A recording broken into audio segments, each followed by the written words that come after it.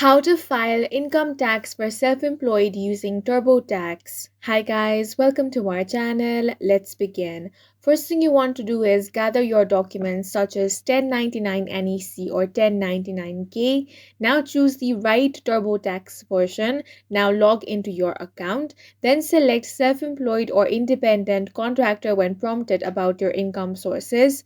Now you will have to enter your personal information such as name, social security number and filing status. Then you want to import or manually enter your income. For that, select wages and income option. After that is completed, you want to enter your business expenses. TurboTax will help identify your deductions such as home office deduction, supplies and equipment, internet and phone bills.